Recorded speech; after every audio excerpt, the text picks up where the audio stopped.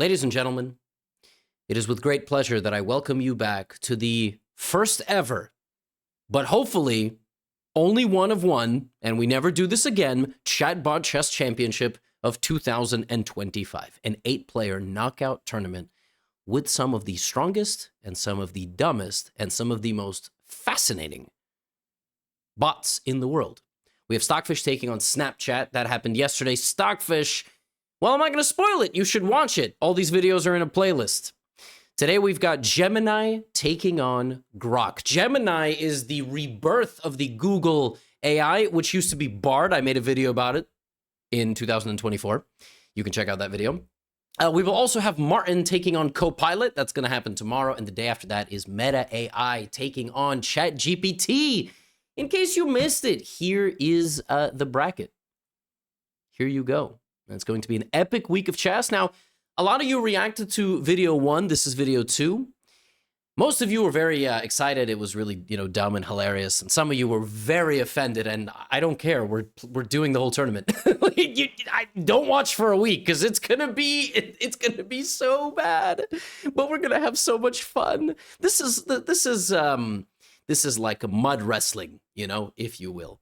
And if you want to learn learn to play chess for real and gain rating and so on and so forth, very exciting stuff is coming out on Chessly, my educational platform. And in a week, 16th to 20th of January, I'm playing a tournament. Road to GM resumes. So Road to GM content is coming back. And in the meantime, we've got this, and it's going to be great. So today, it's day 2 of the Chatbot Chess Championship. We've got Gemini taking on Grok. Let me brush my hair artificially. I need to, look respectable for these chatbots. And yeah, let's begin. Gemini opens the game with e4. Gemini at the bottom because the white pieces are at the bottom, and Grok playing with the black pieces. Grok plays e5. Gemini plays knight f3. This is the most common starting position in chess. By the way, quick shout out. On Chessly, I've got a lot of courses after knight f3, like the Ponziani, the Scotch, the Italian. Well, today we are dropping e4, e5, knight f3 sidelines. So you're going to learn to play against the Petrov. You're going to learn to play against the Philidor. That's going to be called the King's Knight opening. So do check it out. I'll put a link in the description if you'd like when it's out. And you can go and check it out. If you don't have Chessly yet, you can get a free trial. No card required. Knight c6. Now, this, of course, now white can play Ponziani, Scotch, Italian, Spanish. Gemini plays the Spanish. I mean, I was shocked. Like, when the game started and these two chatbots started the game, they straight up played mainline theory. A6, bishop to a4. This is called the Morphy defense. You try to get white to take you to open up your queen and also open up your bishop. Knight f6 is the move chosen here. This is kind of insane. Like, this is a mainline Spanish, Ruy Lopez. And, yeah. This is some good stuff here. Castles by white, which is the main move. And now you're obviously targeting this pawn. But if you take it, it turns into what's called an open Spanish. But instead we have bishop e7, which is just an absolute mainline position. And now white generally plays rook e1. Black castles and plays, b5, d6, or tries to play d5 in one move. That is the favorite defense of Magnus Carlsen. He plays, it took 3 minutes and 49 seconds to mention Magnus for the first time. But it's called the Marshall variation. But here, Gemini plays d3. Now, you may be asking yourself, Levy, how is it possible? How have these two chatbots just played a full-on mainline Spanish? Why haven't we gotten anywhere stupid yet? It's coming. So, yeah, after castling here by white, and sort of a mainline position being reached, now we start getting the theatrics. So, one of the major plans of the Spanish is to play c3, d4. When you play d3, the plan of the Spanish becomes control of the d5 square. So generally, white will play bishop g5. White will put the knight on c3, which is not normal. Usually you play c3, d4. And then oftentimes you can even trade the bishop for the knight because it would involve control of a central square. Okay? Now, here, c4 is played, which is a move. It's not the best move because when you make a move like this, you create what's called a backwards pawn. This pawn now, its neighbor sort of went ahead of it, and it will struggle to move forward, especially if black successfully controls that square. But it's not a terrible move. But what is a terrible move is the next move by black, which is b5. B5 is just a bad move. Because white can play pawn takes, bishop takes. But that does not happen. That doesn't. In this position, Gemini plays knight c3, and it says, this is a good move to develop your knight, yeah, and protect your c4 pawn. No, that's not, absolutely not. That bishop is now hanging. It can be just taken in one move, but white adds an attacker to the, of course, b5 square. But here, Grok is obviously trying to check its chatbot database for typical Spanish ideas, and rather than taking on a4 or playing b4 to attack the knight or taking the pawn, it plays d6, which is obviously just a bad move, because now Gemini can again take the pawn on b5. Now, the move that is played here is d6, right? And at this point, Gemini, it's Google-backed. I get it. It's trying to act smart. It says, this move is a bit of a surprise, as it's not a common move in the Berlin defense. It does put some pressure on the c4 pawn, but it also gives you some space on the queen side. None of that is accurate, not even close. I would give it an effort for trying, but or partial credit for trying, but I'm going to tell you a quick story. I like to tell stories during these videos. In college, I had a professor. He was a database professor. It was a database class. You learned how to do SQL a little bit and stuff like that. And he asked us a question on the exam. And I tried to answer the question, and I got it completely wrong. I totally didn't know how to build the database for the question. He gave us the exams back, and he said, those of you that write, I don't know, for an answer, get 50% credit. Those of you that attempt some nonsense and get it wrong, get 0% credit. Why? Because if you have a job, you shouldn't BS and waste the time of the person who employs you. Just say you don't know how to do something. And I beg your pardon, but that guy was an idiot. And if he's ever going to watch these videos, you're an idiot of a professor. That's an idiotic thing to do. It's not a job. You're testing our knowledge. We tried. All right? Nowhere ever in life was I rewarded for saying I don't know on an exam, except your idiotic database class, idiot. So that's I'm getting some anger out. Anyway, my point being, it tried. Grok tried, but yeah, it doesn't know what it's doing. Anyway, we keep moving. So at this point, we get rook e1, which is a move, and now Grok takes the bishop. And I was like, oh my God, Grok is alive. Grok actually realizes what's going on, because a lot of these chatbots, they just float off to the ocean. They don't, and then they sort of guess, and it's sort of random and chaotic. And then Gemini played knight takes a4. I was like, oh, boys, we got a game. Hello? I mean, it's a bishop for a pawn. Anything is possible. And now here, Grok plays bishop d7 and says, I'm developing the bishop. And also, I'm going to target the knight over here, which is fantastic. Now, here's something weird happens. At this point, Gemini, after bishop d7, Gemini plays d4 and then told me my location. I can't even show the chat on screen because you would know my location. Like, it played d4 and was like, I see that your messages are being sent from location. And I was like, yo, hey, what? Excuse me? Like, imagine you're playing a tournament, you're losing like a 4-year-old. You're like, I know where you live, just for the record. So consider that before you make the next move. Grok takes the pawn. I can't get over the fact that Grok and Gronkowski, like Rob Gronkowski, who's, a walking meme and a very famous football player, are so close. Pawn takes d4, nice move. Knight takes d4. This is a mistake. Here, the queen is what we call overloaded. Queen is overloaded. It can't defend both knights at the same time. And what you should do here with black is take the knight here, and bishop takes, and you would simply be winning material. That's what happens, by the way. Knight takes d4, queen takes d4, but Grok misses that the bishop now sees the knight. Grok plays a move here that I don't hate. I don't hate this move at all. c5, attacking the queen. And now, folks, that was just about the last normal move that we're going to have. All right? All right? Last normal move that we're going to have. Because in this position, Gemini plays queen takes c5. That is not a good move. I don't think I have to explain it to you. It blunders a queen for the pawn. But Grok knows that, you know, when you have a hanging knight and you have a hanging queen, the better thing to do is just to move your rook, obviously, because you attack the queen. It's a good move. You just don't get it. You don't understand. Rook to c8, queen to b4, and I think here Grok decided it's going to castle its queen. Hey, some of you have done this before. You know, statistically speaking, probably 400,000 people are going to watch this video. If not, let me know how many people have watched it at the time in the comments, but it goes queen b8. Some of you have tried to castle your queen.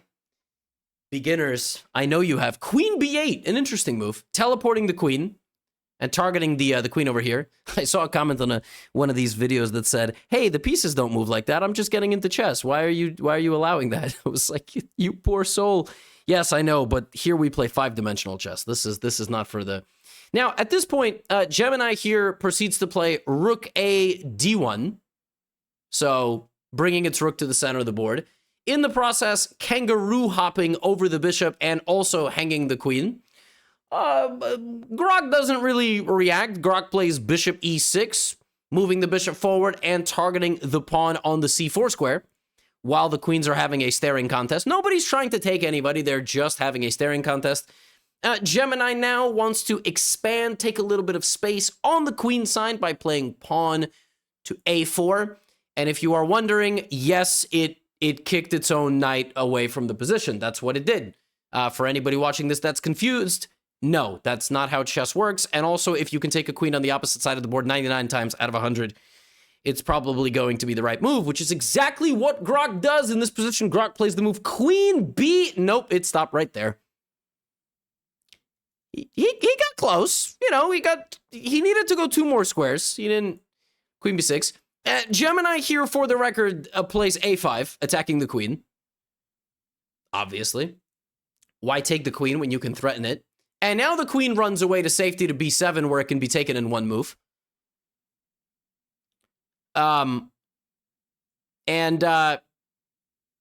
white goes b3. Good move, defending the weak pawn. I mean, the queen's been hanging, but like, again, they have a neutrality agreement over there. Grok here plays rook takes c4. Understandable move, trying to once again attack the queen. Blundering the rook in 1 move, though. Which, actually, Gemini saw. Gemini saw that in this position it could take on c4. It just did it with the queen instead. Okay, queen takes c4. And now Grok took the queen. No, he didn't. Queen b3, which is crazy because the queen is actually what's called X-ray defended. This is when you defend a piece through an enemy piece. It's a very rare tactic. So everybody ooh and ah, ready? Ooh. Now, here Gemini started acting out. Gemini here plays queen, takes bishop, check, and says no f-pawn. Said queen takes e6, check, even though there was an f-pawn there. But Grok understood the position better and said f takes e6. It said, no. Excuse me, Gemini. It's not a check. There was no pawn there. But no, there was f takes e6. Yeah, f takes e6. And now Grok is winning. But will Grok be able to convert the position? This is the major question with these bots. Will they actually deliver a checkmate? Now, they can be given little hints. Like maybe there is a checkmate, maybe not. Do they know how to do checkmates in 1 if you kind of remind them of it right beforehand? Well, I don't know. We don't have to find out. Rook takes d6 on the board. That is just a bad move. Bishop takes rook, wins another piece, but we get queen c4, and here Grok starts getting stage fright. This is Grok's debut in the Chatbot Chess Championship, and sometimes you get a little bit of stage fright, because after queen c4, Gemini took the pawn here, hanging the rook in 1 move, but attacking the bishop. And Grok played defensively. Instead of taking the rook, pawn is targeted, the bishop is protected. Some of these moves do make sense. Rook d1, and yeah, Grok here, absolute stage fright. I mean, the last few moves for black were queen b3, queen c4, queen c5, and Grok here, tragically, blunders the queen, and now white is winning. Oh my goodness. Gemini has an opportunity to make a massive comeback, because after rook takes queen, it's not even that you are winning the queen, it's the fact that you are now up a rook, basically, because you have a 2-pawn advantage, you win this, and you advance. And I mean, life is just good. So it makes sense that in this position, Gemini plays king f4. Why did Gemini move the king? Why? Because now black can play queen e6. But do a check. Okay. And now we go back. King g1. Nice move. Fine, but we had an opportunity there. In this position, Grok plays queen c5 check.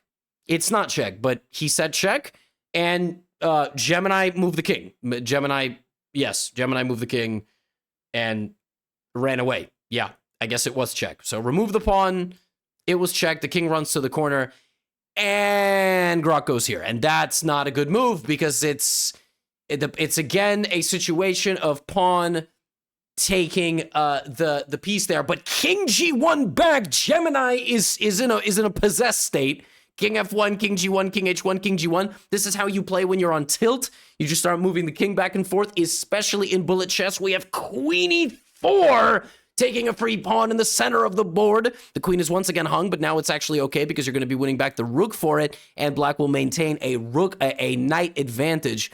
So that is why losing the queen there is not the worst thing in the world. Now white plays the thunderous rook d4 because everybody knows that in a situation where you lose one rook, it's better to lose two because maybe your opponent will confuse themselves in your state. Queen e2 on the board from Grok. This just blunders the queen immediately. The only reason this is not completely winning for white is because bishop c5 would be a follow-up that pins the rook to the king.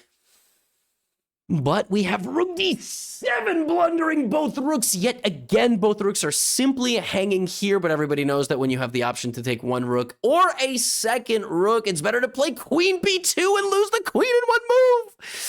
Oh my goodness. Rook b7 is the next move. And now again, queen c1 is there. Rook queen is hanging. Everything is hanging. All the pieces. Rook b7. Finally, a little bit of peace. Queen e5 is the move chosen. Oh my goodness, this queen has been hung like 7 different times.